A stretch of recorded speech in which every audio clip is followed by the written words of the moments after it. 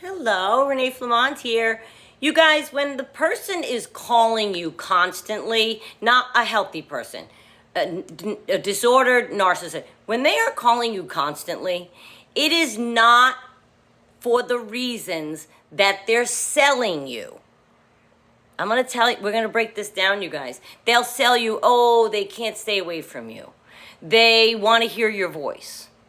They miss you so much. They love you so much. Are you kidding me? Please. Let's break this down, okay? A narcissist is very into control. We know that, okay? When they're calling you constantly, especially, let's take an example like me. When you've told them you're not a phone talker. And we're going to get into other things. Just give me a second. They're trying to, in that case, break down a boundary that you've set. Oh, yeah. If they can break this one down, they'll know that they can probably break down another one that you've stated clearly that you have.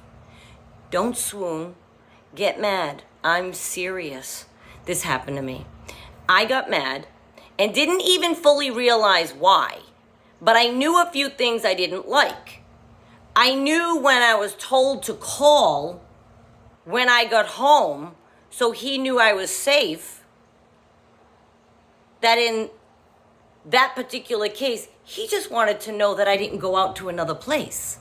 I knew when he'd ring for no reason throughout the day, it was to keep tabs on what I was doing. Selling it as, oh, I just want to hear your voice. I knew, and I know, you guys, this is very true. They do this. I knew when someone is calling you on the way to my house, I'd get a phone call. He knew I didn't like to talk. You're on your way here. Completely unnecessary. Talking about nothing. Not, do you need anything? What do you want me to? Nope, just, hey, I would say, I'm going to see you in 20 minutes. We'll just catch up when you get here. Why on God's green earth does my phone need to ring and you want to be talking to me the whole way here? I could be doing things. I could be doing nothing. I could be talking to somebody else. There's other things I could be doing with my time. I'm not trying to be mean, but it made zero sense, especially when they were told I'm not a phone talker. I've gotten better. That was just to see if they could get away with it, trying to keep me on the phone with nonsense. You can tell if it's nonsense, it's filler. There's no purpose. I'd inevitably say something like, well, I'm going to see you in 20 minutes. Like I said, we'll catch up, drive safely. It is such a red flag to me, and I want you to pay attention. I think in many cases, we accept what they're selling, don't we? Of course, when they try to say they wanted to hear our voice, or they wanted to let you know that they love you, or they can't be 2 minutes away from you. No, they don't. That's not true. And if they do, then that neediness is also a red flag of a different sort. There's no way a grown man or woman, we always say insert your own pronoun. Mine is he for romantic partners, so my story follow that. You put your own in. But there's no way for a grown adult who didn't know you yesterday suddenly needs to hear your voice every hour. It just shouldn't be. And what that raises in my head is, how did he live before? If he's that needy and he needs a person, how did he live before? Did he have another supply that he called to fill this need? Most likely. It isn't the specific person they're dying to hear. It's any supply that will answer, listen to them, and make them feel seen. And right now, you're on their radar. You're on their register. You're the one they're doing this with. To me, the constant calling it's juvenile, it's unnecessary, it's unsafe. You got to call me from the car just to say, hey, I'm on my way over. Yeah, I know. We said you'd be here. I know. You didn't need to call and tell me that. Or the one, call me when you get home, kills me.